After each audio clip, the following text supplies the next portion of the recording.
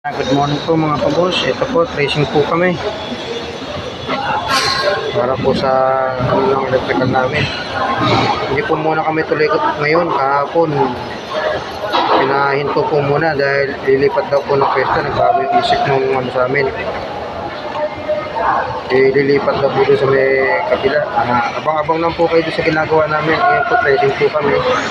Tapos First Roger, kahingan. Shoutout sa'yo, Lord.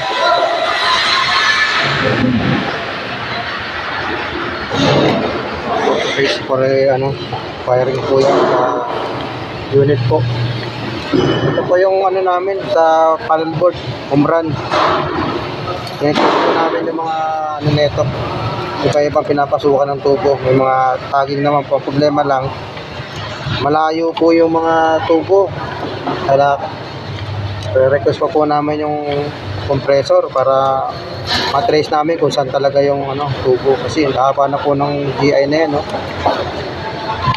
Parang duktong na yan, isang duktong, mahaba na rin po yun kahit isang duktong lang. Yan po ngayon ang aming ginagawa.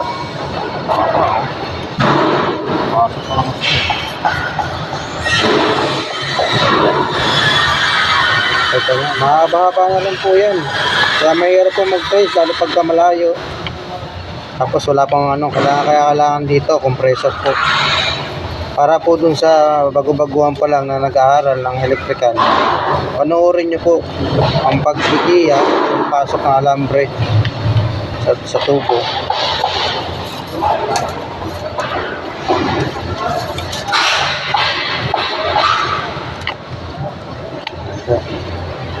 Mahaba na po yung alambre na yan, yung GI wire.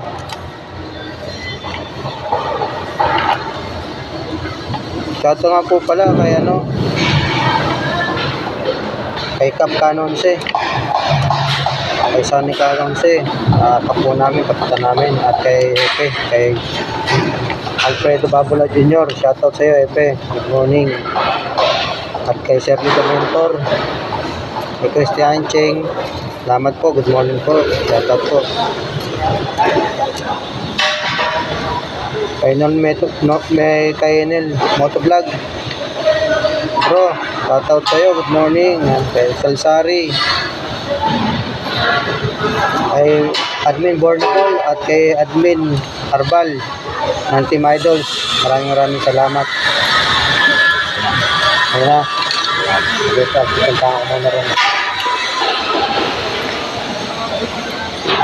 Yan po, pupuntahan ko na po yung amin tinitrace.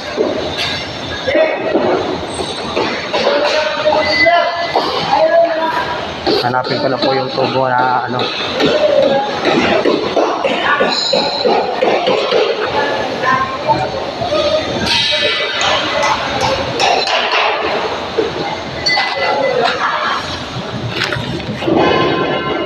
So, bali po ganyan ang ginagawa namin. Sinusundot niya ron, dinidiin niya yung alambre para kung pag tumunog yung PVC, yun na po yun. Sabihin na rin, yan po yung kasama namin mga planning.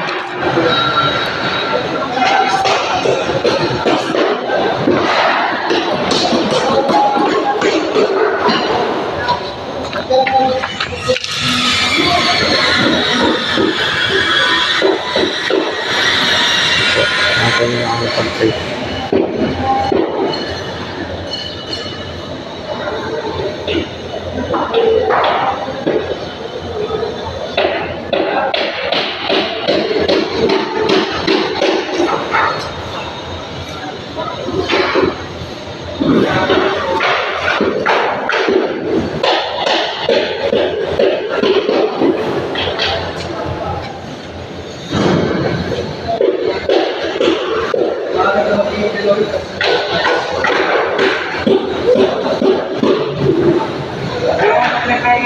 So,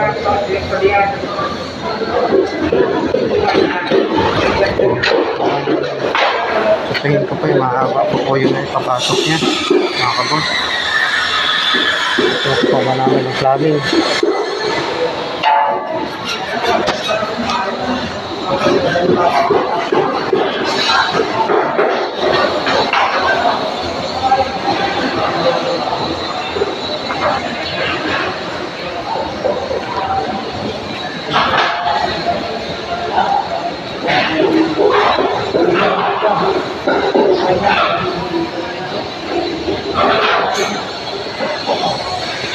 March, mahaba pa yan.